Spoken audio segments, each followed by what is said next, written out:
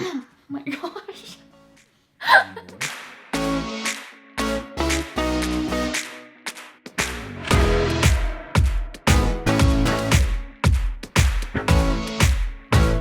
Hey everyone, it's Camille from Camilleiam. Today I'm going to be talking about something that I'm really passionate about. If you know me personally or you have seen in my videos, I have a lot of plants. I really love them and I have dozens of them, and I think I have finally figured out how to keep them all alive. Of course, a couple have not made it along the way, but that kind of just helped me learn more about the plants and grow personally. So today I'm going to be talking about some tips that I have on how to keep houseplants alive, along with all the houseplants that I have currently, and some recommendations that I would have for you if you wanted to get a houseplant of your own. But before we start this video, make sure to like and subscribe and comment down below, letting me know if you're as obsessed with plants as I am, and let's get on to the video. The first plant that I'm going to talk about is this spider plant. These are really common houseplants because they are fairly easy to take care of. They like indirect sunlight, and they also like their soil to kind of remain moist at all times. Make sure it's not soggy, but just kind of damp when you touch it. If you don't water them enough, then they'll kind of start developing these little brown ends like this one did. And that's just because I probably let it dry out too much before I watered it again. And something else that I really love about these plants is that they grow these little babies off of them, which are called spiderettes. And you can also put these in their own pot and they will grow their own roots and grow on their own, so you can kind of have a ton of different spider plants off of one mother plant. So I think that's really cool. And yeah, this is definitely one of my plants that I would recommend you getting if you were a beginner. This is the next plant that I will be talking about. This is a snake plant, and this is probably my #1 recommended plant for beginners. It can survive in really low light conditions, it's really low maintenance, and it really likes its soil to kind of dry out completely before watering it again. And I actually got this online on Home Depot, and they shipped it to me, and I thought it was so crazy that they could ship this like whole huge plant to me, and it came all wrapped up and it wasn't damaged at all. So if I can find a link to where you can buy this online, I'll link that down below. And snake plants also come in a lot of different varieties. So I also have this smaller snake plant that is not the same variety as this big one. And then I also have a littler version of this snake plant. Yeah, it's just kind of the baby version of this one. And yeah, this is one of my favorite plants that I would definitely recommend if you wanted a really low maintenance plant. This is a zebra plant, and it's super gorgeous, but I would say that this is a little bit more high maintenance than some of my other plants. It recently lost a lot of its bigger leaves like this one, but now it is growing a lot of new leaves at the top, which is a really good sign. This is a tropical plant, so it does like humid air. And where I live in the wintertime, it just gets really dry, so that's probably why it lost a couple of its leaves. But something else that I really love about this plant is that it grows flowers in the summertime. So we did have this flower a couple months ago, and it grew kind of these yellow spiky flowers that were really beautiful. This plant likes bright light and also likes its soil to remain pretty damp at all times. One thing that's really good about this plant is that when it needs to be watered, you can tell because the leaves will kind of droop a little bit, and then you know that you need to water it, which is really helpful because it's kind of just telling you exactly what it wants. So yeah, I really love this plant. My husband got it for me for my birthday, and it's super gorgeous, but it is a little bit more tricky than some of my other plants. This is a Dieffenbachia. It's also known as a dumb cane. It gets its name because if you eat it, it will kind of numb your mouth or swell up your throat. So this can be really poisonous and affect pets and babies.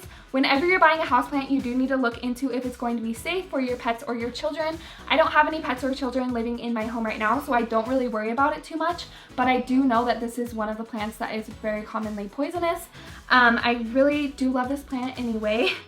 It likes indirect sunlight, and it also likes its soil to kind of remain moist at all times like some of my other plants. But when I say that, you really do need to be careful because it's better to underwater than overwater. Overwatering can really just kind of kill a plant instantly, so it's really easy to overwater, and you kind of just need to remain on the side of caution with that. This plant also comes in a number of different varieties. So I also have this one, which is the same Dieffenbachia, but it is just different than this one. And this one's kind of silly because it just has one big leaf hanging off of it, and then it has one little growing leaf right here. And this little growing leaf has actually been trying to come out for like 3 months, but I think it kind of turned winter and then it went a little bit dormant. So it's not really in its like growing season right now. So it kind of just came halfway out and then stopped growing, so that's kind of funny. But I really love this one too, and these are some of my favorite, but again, you just have to be careful because they are poisonous, so maybe put them on a higher shelf, somewhere where your pets or your children can't get to them. This is one of my bigger plants. This is my monstera, and it gets its name because it is a wild and crazy monster, as you can see. But I actually got this plant at my local grocery store for $10, and I was so shocked because if I bought this at a garden center, I think that they would charge me $40 to $60 for this. So it's definitely worth checking into your grocery stores to see if they're selling houseplants during the summer. I think that they have started to catch on that houseplants are becoming really trendy, so they kind of want to get in on that market. So yeah, definitely check on that. But this plant likes indirect filtered sunlight, and it also likes its soil to kind of dry out in between waterings. So what I do is I stick my finger into the soil about 2 inches or up to my second knuckle. And then if it's dry all the way down to there, then I will water it. But if it's still a little bit moist, then I will wait a couple more days. But I love this plant. It has these huge leaves with the holes in them. It's also called a Swiss cheese plant because of that reason. And it also likes to have a support system in its pot. So I have this stick in here that it can kind of lean on because the stalk and the leaves can get really heavy and it can kind of start drooping onto the ground. So that's why it likes to have the stick as support. So yeah, I really love this plant, and here is my monstera. This is a corn plant, also known as a Dracaena, and this is a really common houseplant because it is fairly easy to take care of. It likes indirect filtered sunlight, and it also likes its soil to kind of dry out in between waterings. So I do the same thing where I stick my finger in, and if it goes up to the second knuckle and it's dry, then I'll water it, and if it's still a little bit moist, then I will wait a couple more days. And this does come in a couple of different varieties. So I do have this little miniature one that is a different variety because it has kind of the striped, more lime green leaves as opposed to these dark green leaves.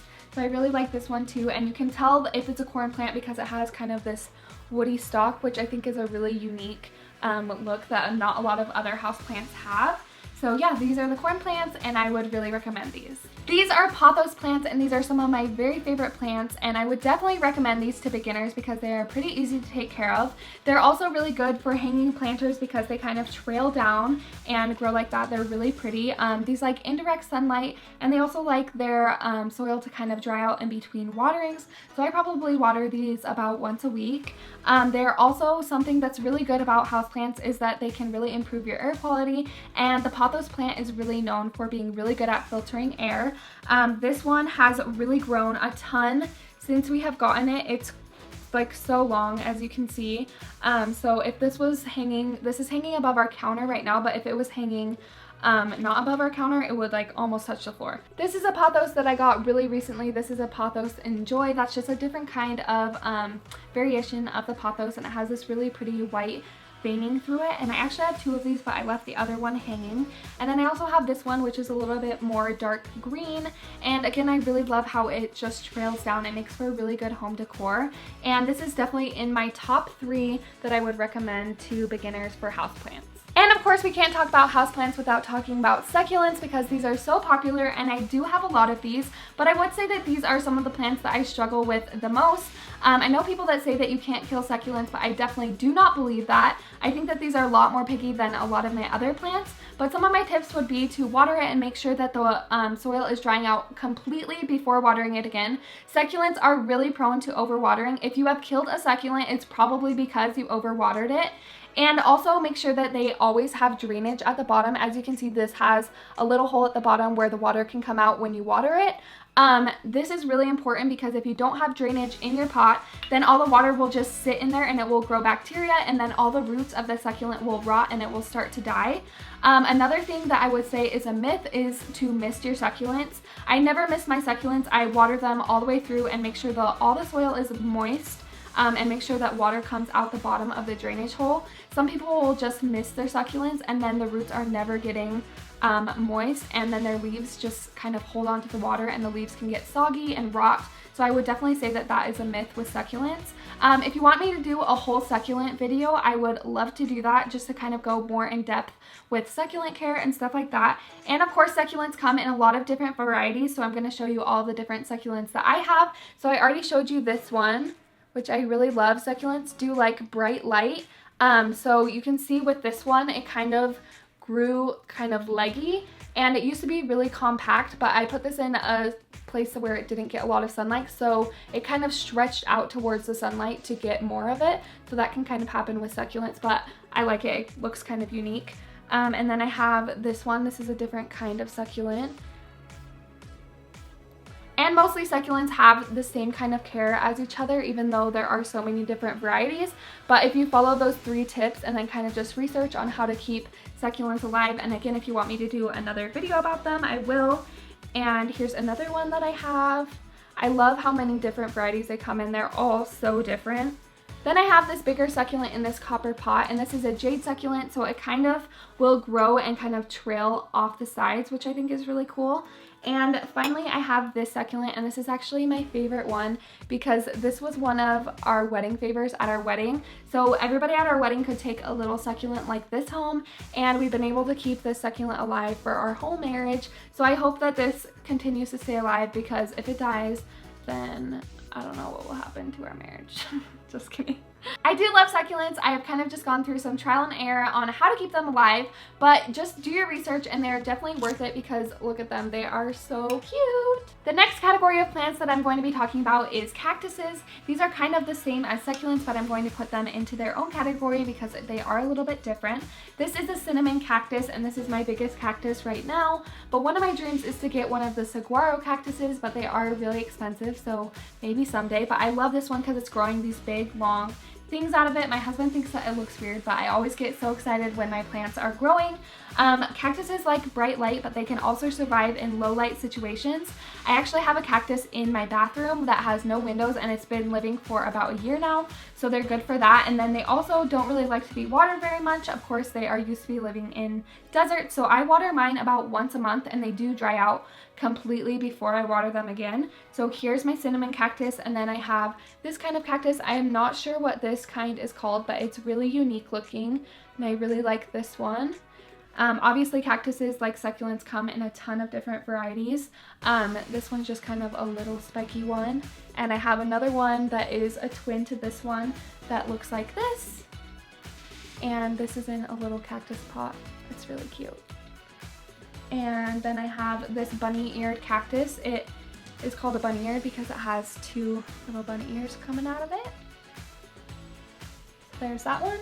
And then my last cactus, this is the one that I said was living in my bathroom, and it's been in a very low light situation for a long time and has done great.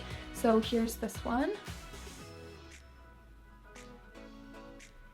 And of course you do need to be careful with cactuses because they are pokey. Just make sure to keep them out of reach of pets and animals. Again, they're not necessarily poisonous, but they can be harmful. But yeah, I really love cactuses, and I would recommend them if you're looking for a really low maintenance plant. This is probably my #1 problem child out of all of my plants. This is my Fiddle Leaf Fig, and these are really trendy and popular in home decor right now, and they can get really expensive. Some of them get really tall, and I have seen them in the garden centers for $500 to $600. So that is really crazy, and this is actually my second one of these. The first one that I got off of Home Depot online, which I would not recommend for these type of plants because they are so picky, but I would recommend that for the snake plants because those are a lot more hardier. So this one used to be a lot bushier and it lost a lot of its leaves. I was kind of just doing a trial and error with it, but one thing that I would recommend is to keep them in bright sunlight and just keep them where they are, and they'll kind of acclimate to where they are. But if you move them, then they'll have to try and readjust, and they'll probably lose a lot of their leaves. So these also like to be watered really consistently. So what I do is I water this every week on the exact same day, and I also water it with the exact same amount of water every time. So yeah, these just really like to be really consistent, and I do love these, but if this one dies, I don't think that I will be getting another one because they are kind of pricey and just kind of harder to take care of. But if you can keep them alive, then they are obviously really beautiful. The last plant that I will be talking about is this peace lily. These are really popular house plants, and this one is kind of droopy right now because I just watered it, and it kind of takes a couple hours for it to perk up. So that's one good thing about this plant, is it kind of tells you when it wants to be watered. These can grow little white flowers, and this one just grew one a couple months ago, and I cut it off just barely because after they flower they kind of turn brown, and then you're just supposed to cut them off. But these like pretty direct sunlight, and they also like to be watered pretty frequently. This is probably one of my plants that I water the most. so I probably water this twice a week, but these can get really big. I've seen some of them that are like huge. Peace lilies just can really range in size, but I really love these, and I'm really looking forward to see where this one goes. Thank you so much for watching. I hope you enjoyed all of my houseplants and my tips. If you found this helpful, make sure to like and subscribe. I would really love it if you did that. Also check out my social media, which will be linked in the description below, and I will see you in my next video. Bye!